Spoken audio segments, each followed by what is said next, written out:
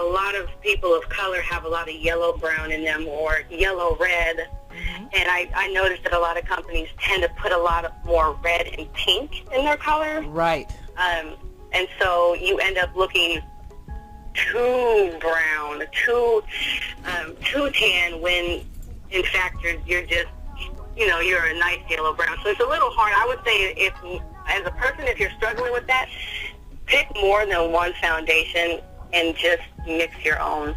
That's what I do. And every foundation I've done is custom blended because we're not all the same tone. That's right, and knowing your undertones. People don't realize the amount of darker shades tend to have a lot of red undertone. But I'm sitting here with two brown people right here, and one has yellow undertone and one has red undertone. And knowing how to see the undertone in the skin. See, that's one thing that a lot of people are not really paying attention to as makeup artists and as cosmetologists that are active in the industry. We have to be very, very aware of the undertones in the skin. Yeah, agreed. Okay, GeeGee The Juice, just tagged international entrepreneur. I'm international, so do you have that's that title, that international. Do you have any tell us about this modeling thing you got going on. What drives you to, you take a lot of pictures. You're a beautiful woman. So and I think all of it really plays a big part because with the makeup and the modeling and it ties all in together. Did you expect that? Was that something that you planned on doing, or was it just something that just came along with you doing one thing or the other?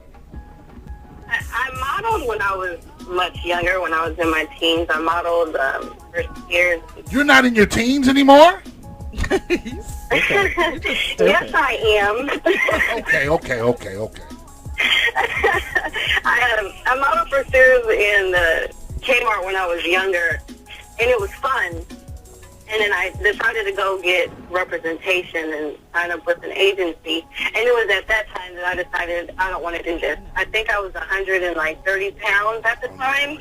And I remember the modeling agency asking for a lot of money up front and asking me to lose about 15 pounds.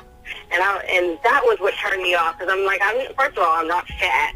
And I don't want to be a toothpick. That's not the image I want to portray. As a woman, even doing it now, I want to portray the image of someone who's human. You know what I mean? We come in all kinds of shapes and sizes. Yes, all short.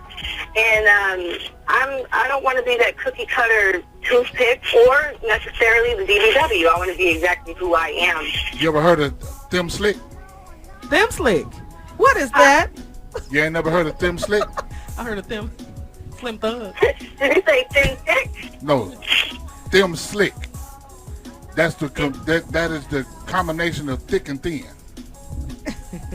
Slim and thick. I haven't heard of that, but in terms of the industry, I don't even think they like thin and no, they don't. They do not. They want some bones, and I don't got those. and don't know what a bone but a dog, and he'll go bury it. Right? So, as far as me picking it back up, though, it's very specific to a niche that's going to be part of my franchise. And I won't give it all away, but the pieces will come together in time, and it'll be revealed. But that's one reason. The other reason is that I find that when I look at different models in all genres, I mean, entertainment in general, women are portrayed to be just not smart. It's all about how you look, but some of them open their mouths, and it's just like, wow, really? Wow. Really? And I have a daughter, and I have nieces, and, I see little girls, and women just capture my heart in general. And I want to be a good role model. I want to be the person who, I might just look like a pretty face, but when I open my mouth, that's not the case. You're going to know that I'm about my business and that I'm forward moving, and you know what I mean? Come on, girl. I hear you talking. That a young girl can look up to and go, okay, I can take some of that and I'll be okay. That's right. You want to inspire these women. That's good for you. Not extra. not all extra arrogant or loud or just all the way to the left. And I think that there's tons of smart women out there. I just think we're not portrayed that way in the media. So that's sort of what I'm gearing towards as I move into my franchise, is to help women, as well as men, but to help women sort of come into themselves. That's excellent. We like what you're doing, and we need more people like you out here doing a lot of things that you're doing, because you just don't find a bunch of people who are just creatively gifted like you are. You know what I'm saying? Who have the eye for for the modeling, for the makeup. You know what I'm saying? And if I'm not mistaken, you're in school as well. Trying to get your barbering and cosmetology. Yes. I wanted to go into just barbering, but I know that having a cosmetology license is going to put me in a position where I'm not as limited. So even though it's going to take more time, it doesn't make sense to not just get it all out of the way. So right now I'm in school for cosmetology. Exactly, because I went to a hair show one time, and the guy was saying he's a barber, and he was saying that he cut one person's hair, and he was like, I'm on set for 12 hours and I get paid like $1,200 for the whole day, and I ain't got to cut but one head. And he said then they bring in a makeup artist, and the makeup artist make $2,000 just to do his makeup.